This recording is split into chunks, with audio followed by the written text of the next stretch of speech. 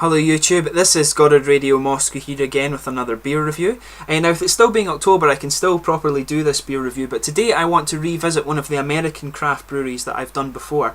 So today I have for you the Dogtoberfest Märzen, which comes to you from the Flying Dog Brewery. Now I've already done a review on the Doggie style classic pale ale, so I'll put that into the video description for you and you can have a little look at that if you're interested.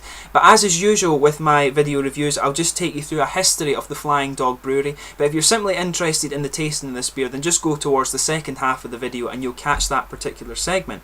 But anyway, the history of the Flying Dog Brewery goes back to 1983 with George Stranahan, who is an astrophysicist and a founder of the Aspen Centre for Physics. And he and 12 of his friends were on an expedition to climb K2, or Savage Mountain as it's known, from Rawalpindi in Pakistan, which is near Islamabad in the north of the country. And this particular mountain is the second highest mountain in the world, but also the most deadly. I believe that for every 4 people that have scaled this mountain, there's been 1 killed on average.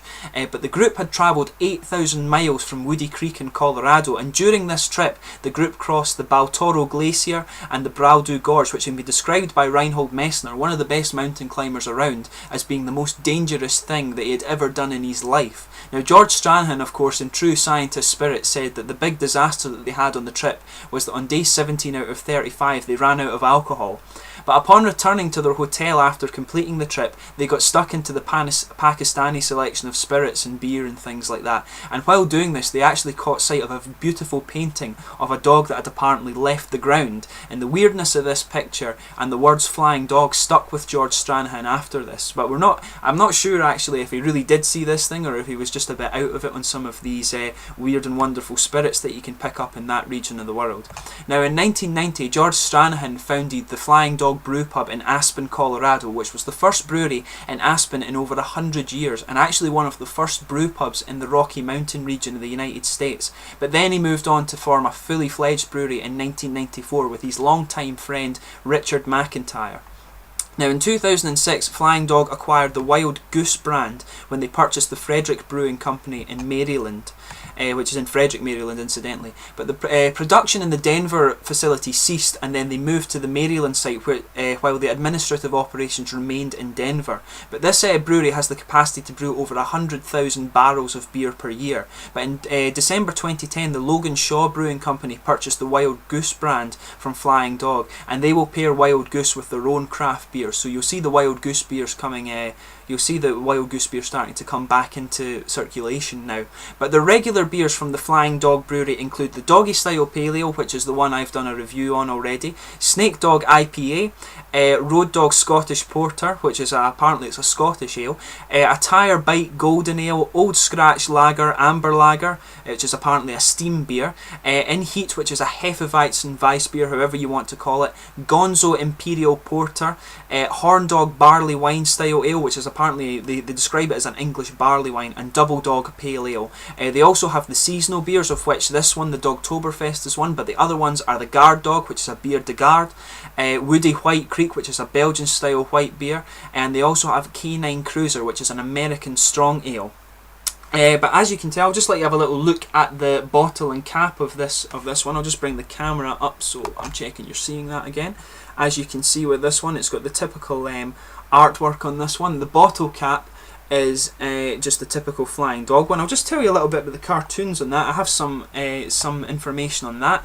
Apparently these cartoons are by British cartoonist Ralph Steadman, who is best known for being the illustrator for Hunter S. Thompson books. For those of you watching outside of the States, apparently this guy is a famous American author and journalist from Kentucky. I can't remember exactly what he was particularly famous for writing about. But anyway, they're always quite cool pieces of artwork that you get on the Flying Dog Brewery. But anyway, let's get this guy open and get on with the tasting. I'm quite interested to see with this one. The only Märzen beers that I've ever had before are the ones from Germany itself, so I'm quite interested to see how the US craft beer ones compare. But let's get this guy out and get them tasted. This one, the ABV is a 5.6% one. And apparently this uses German Perla hops from the Hallertau region in Germany, and the malts are light Munich, Munich 90, Munich 100 and also Vienna. It said on the website that these were the ingredients for this beer were 100% German imported to the US, but I'm not sure if the Vienna malts are necessarily from Vienna, in which case it wouldn't be 100% German imported ones. But as you can see, this is a really nice kind of dark coppery colour with a little sort of red tint to it. If I hold it up to the light, it's got a nice kind of coppery colour, just a little red tint to it. It's a really nice looking beer actually, I have to say. I'm used to Märzens being a little darker than this, to be honest. The head's kind of dissipated right away. There was a thin kind of layer of bubbly head on that one. In terms of the aroma, it's actually got a really, really nice smell on it. The main thing I'm getting from this is the kind of caramel malts, I would think. It's a really, really attractive smelling beer. It's quite sweet actually. Mainly, like I say, mainly caramel malts. But there's some toasted grains in there and some bready notes and also some yeast, I would say. Some typical yeast. It's a really, really good smell on this beer, I have to say. I really like this one. Quite impressed. But the hops in this that I'm picking up have a kind of herbal character to them, I would have to say. And I've never actually smelt Hallertau hops in some of the German beer reviews that I've done before. I've never actually smelt Hallertau hops that have that sort of herbal character to them, but maybe I'm mixing this up a little bit. But anyway, let's give it a little taste.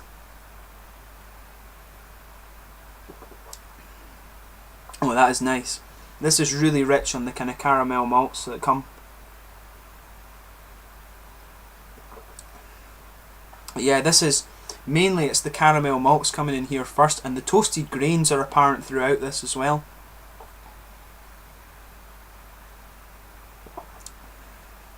This has got a really, really nice balanced flavour actually. You've got the caramel malts, the toasted grains, and there's the kind of bready and yeasty notes in the background there. It's very well balanced between that. There is maybe a little hint of spice character to it, I'm not quite sure.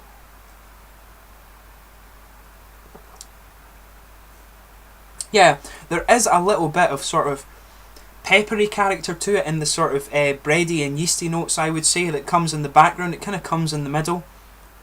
What I'm mainly getting on the aftertaste, I would say, is the breadiness and just a little hint of the caramel aspect to it, I would say. This is a really, really nice beer. I'm impressed with this one. I wasn't sure exactly how the American craft breweries would be able to replicate the Märzen style of beer, sorry. So I'm quite impressed with this one, I have to say. But this speaks quite well for the Flying Dog Brewery. They're a very good brewery, I have to say. In terms of the mouth, this is actually a very, very smooth beer, typical of German beers. You often get German beers that are very smooth. So as I say, they've replicated the style quite well. The carbonation is just the right level. It's not even really particularly tingly on the tongue. You do feel it, but it's just the right level for this particular style of beer.